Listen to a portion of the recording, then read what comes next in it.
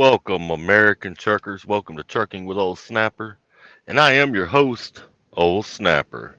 If you're new to the channel, please like and subscribe. We do everything here trucking related. Today, we're going to talk about 3 reasons new drivers don't last as truckers. We see a lot of drivers come through. I know when I was a trainer, oh God, I can't count how many I trained.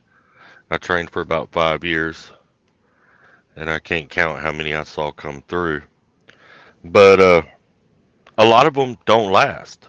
And when I say don't last, a lot of them won't make a year. I don't remember what the exact numbers are, but it's a lot of them that don't make a year. If you have a class of 60 come through, you might have 20 of them at the end of a year. By year two, you might be down to about half of that. So drivers tend to not make it, and going to get into the reasons why. If you're someone who's thinking about trucking, or you know someone who's thinking about trucking, send this video over to them. So give them another insight, give them a little bit of insight into what they're getting themselves into, so that if they step off into it, they know what they're stepping off into, and they're more prepared for it. It gives them a better chance of a lasting career, or not making a mistake, and be better off doing whatever it is they're doing before they came into trucking, right? All right. Like always, I don't waste a whole lot of y'all's time, so we're going to jump right off into this. Number one reason and this is just my perspective and my opinion. You might have a little bit different perspective or opinion. If you do, please drop it down in the comments. If you're an experienced driver and you believe there's something new drivers should think about, please drop it down in the comments. That way these guys, when they see it, they can see your comment, and it gives them a little bit different perspective. But number one is expectations. I promise, whatever you think trucking is like, it's not like that. Even if you rode with your grandpa, or you rode with your dad, or you rode with your uncle as a kid, or rode with a family member as a teenager, or whatever, it's different. I'm telling you, it's different. My grandfather drove. Um, my stepfather drove. And I'm telling you, when you get into it and you're doing it yourself and you're by yourself in a truck out here, it is going to be different than whatever you were expecting or thinking it was in your mind. Whatever view you had of it, it's going to be different. Trucking's hard. You're not going to get a shower every night. Sometimes you're going to be parked in rough neighborhoods because you got to deliver the next morning, right there, and you need your hours, so you got the hours to get to your next load. Um, the food's not always the best. Sometimes you kind of got to bite the bullet, and instead of getting what you want, you get what you can afford, or you get what's around. Everything you do is going to be done in a little box. You got to think about it. The inside of these trucks are not very big. Most of them are not real big. Most jail cells are bigger than a lot of these trucks are. They're just set up a little different. But most jail cells in the area are bigger than a lot of these trucks. So the best way I can describe it is lock yourself in your bathroom. If your bathroom has a window, perfect. Lock yourself in the bathroom for a few weeks.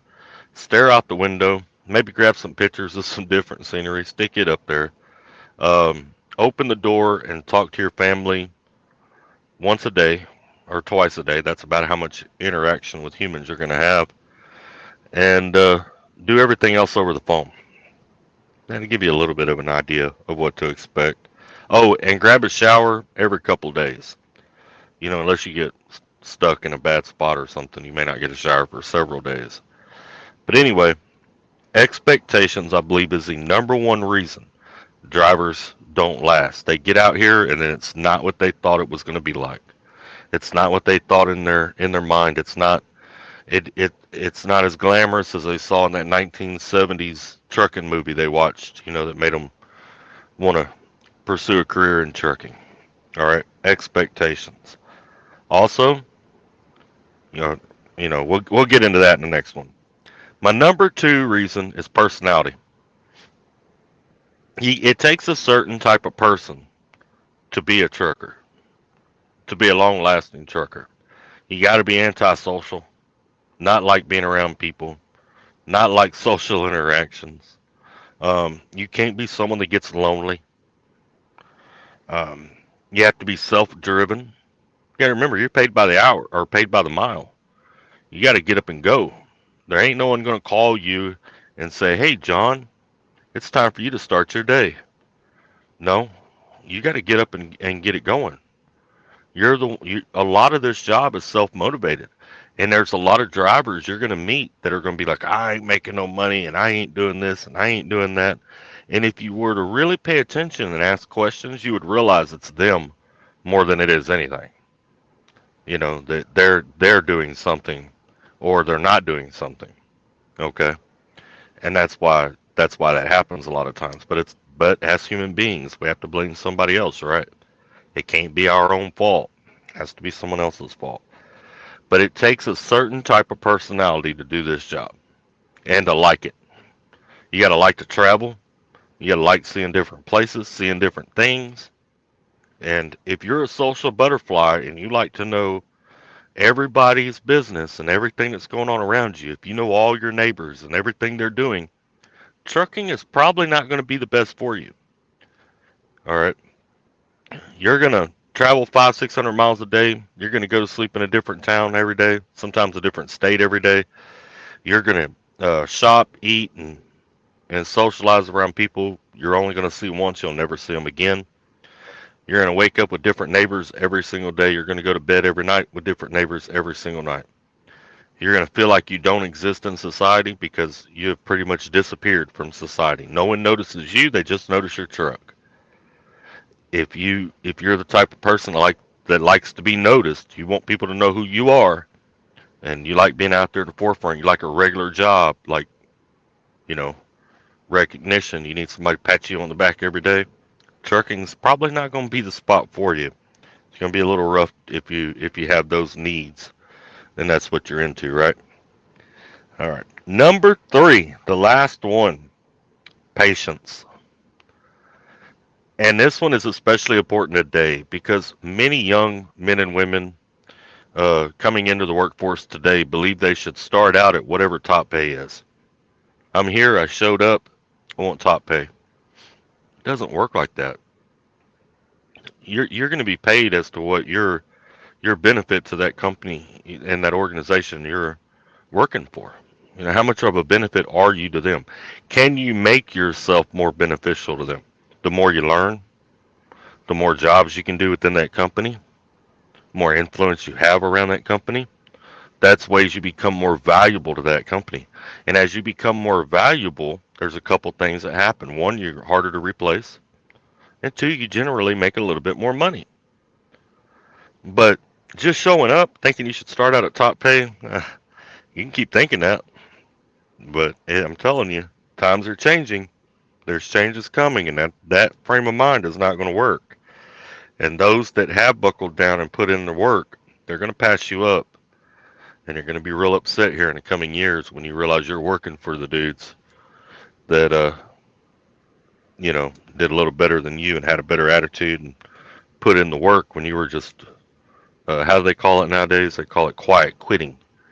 When you were just quiet quitting, yeah, other people were passing you up. That's what was happening. Um, when you first come into trucking, a lot of these new trucking companies, these training companies is what we refer to them as. Experienced drivers, we refer to these companies as training companies. I'm not going to name them off. Y'all all know who they are. I've got videos about several of them. But they're generally not the best companies in the world to work for. They're stepping stones. They're where you go to get into the industry. Okay? It's your start. You do your first year there, maybe two if you're going to be a trainer. And then you go on somewhere else. But you have to have the patience to realize, hey, I'm starting a new career. I'm stepping off in a new direction. I've got to start off at the bottom, number one. And the first company I go to is probably going to be crap. But I'm going to get the trucking education and training I need from them. And then I'm going to home in my skills over the time that I'm working for them. And then when I have enough time, I will move on to a better company. Better companies tend to not train, and they normally have a requirement of a certain amount of experience you have to have before you can come work for them. But it takes patience and it takes planning. I should add that in there as well, because you need to plan that you're not going to make as much money as some of the other drivers your first year. So that's the deal, drivers. That's my three reasons as to why new truckers are not lasting within the trucking industry. All right. There's a ton of reasons that trucking can be bad and suck, and I've done videos on them, and I'll probably do more in the future.